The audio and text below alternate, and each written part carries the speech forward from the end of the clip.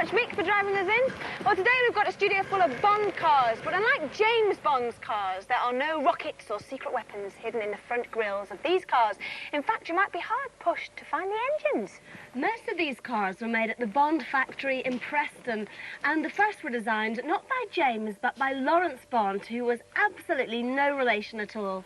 Now, the first Bond cars came out exactly 40 years ago in 1949, and they might look a little bit old-fashioned and a bit odd to us, but people thought very differently then. Remember, in 1949, petrol was in very short supply, and these little cars could actually do about 70 miles to the gallon, and these Bond cars were cheap. People didn't have much money then. And you must have spotted the most unusual thing. They've only got 3 wheels instead of 4, like most cars. Now then, one thing was that they could actually turn on a sixpence, apparently. I'm just trying to get this into neutral so I can show you what I mean. Now, back in 1949, people used to talk about sixpences quite a bit. Into first. And just watch this. All I do is just turn the steering wheel round, and I literally turn on the spot. Da, da, da, da, da, da, da, da, da. But perhaps the most remarkable part of these cars is their engines. It's just a little engine like a small motorbike's. In fact, that's exactly what it's based on. And if you move the steering, the whole engine moves with it. Yeah. Well, my car is the last and most recent of the Bonds. It's called the Bug, and I think it probably gets that name from the headlights. This came out in the 1970s and was quite a fashionable but very uncomfortable little car. Nearly everyone built was this bright tangerine colour. Oh, I'll just push this up. And although this one's got proper doors, some models just had a bit of plastic to keep out the cold. You can see why it was so uncomfortable if you look inside. Now, this large lamp is actually the engine, and it's stuck right between the driver and the passenger.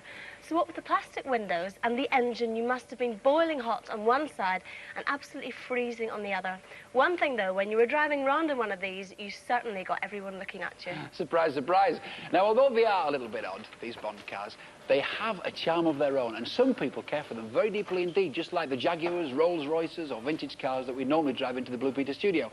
And all the cars here belong to members of the Bond Owners Club, like Sue Watts, who's perched in her own car. This is your own car, isn't it? Yeah. How is it different to the one that I drove in, though? This is a Mark D Family Deluxe, whereas that's just a 2-seater. So what makes it deluxe? Well, this has got a chrome strip on the wing and bumpers. And people can sit in the back Yes, as well. 2 So child just seats bung your in the shopping back. in, and off you go. Yeah. And on a nice day, with the top down, wonderful. Well, not all of the Bond cars came from Preston. This one was actually built in Uttoxeter, and this is a genuine 3-wheeler car, just like the others, but it's a pedal version which was built for 10-year-old Simon, whose dad is also in the club. Yeah! This is the best thing, though, Karen. I love this bit.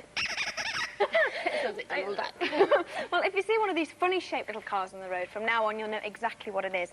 And if you want to see lots and lots of them, is the place to go is the Bonds National Rally, which is being held in Morecambe in Lancashire on Sunday, the 28th of May, to celebrate the car's 40th anniversary.